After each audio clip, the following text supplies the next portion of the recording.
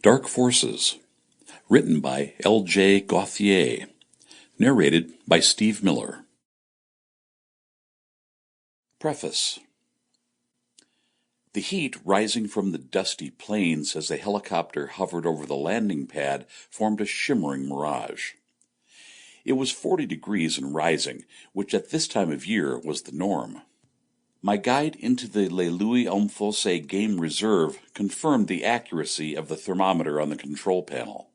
The grand thatch lodge that was to be my home for the next few days, with its bright blue swimming pool and luxury normally reserved for more high-end hotels in Cape Town, seemed out of place in the wilds of Africa. But I was assured by my helicopter pilot that despite its appearance, I would discover a more authentic Zulu influence in the days to come.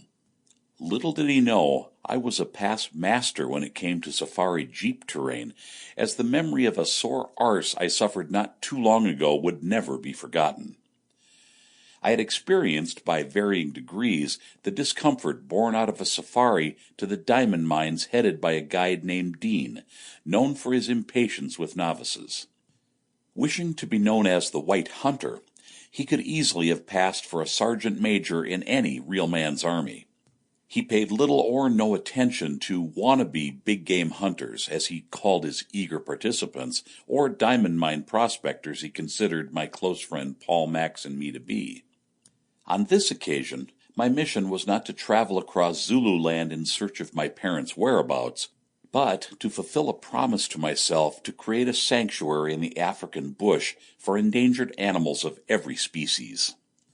It would be a hospital for the sick and ailing, and protection for every animal being sought after, exploited, or worse for their ivory or skins, being killed ruthlessly by greedy mafia-style traders using poachers to do their dirty work for them.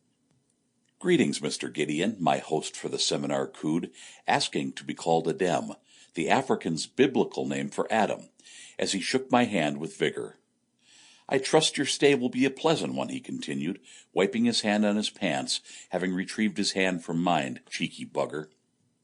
"Pleased to meet you," I replied in my theatrical voice saved for pretentious prats, Adem being one of the first order.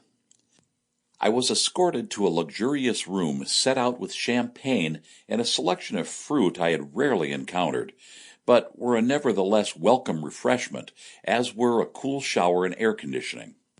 There I lay, contemplating my next move. "How much are we talking?" the newly appointed governor of animal welfare for the region asked. I opened my laptop, which contained a detailed budget for the erection of a fully kitted-out animal hospital, complete with regional helicopter flying vets. It included an assessment of the ongoing running costs supported by helicopter tourism, with the proceeds raised by an extension to our franchised African Executive Helicopter service. "Projections are based on our present franchise agreements with most of the hoteliers in the region," I began, "supported by joint financial responsibilities to provide helicopter pads within a short distance of most safari lodges, alongside promoting sightseeing tourism from airports to hotels." I took a breath. A ballpark, including agreed sponsorships and donations already pledged, and 50% of executive helicopter profits after cost and taxation. The initial estimate is in excess of $50 million over a 5-year period. You could hear a pin drop as the quorum of planning officers, accountants, government representatives, and advisors of every denomination tried to work out what was in it for them. At the end of each 5-year period, I hesitated again for the greatest effect.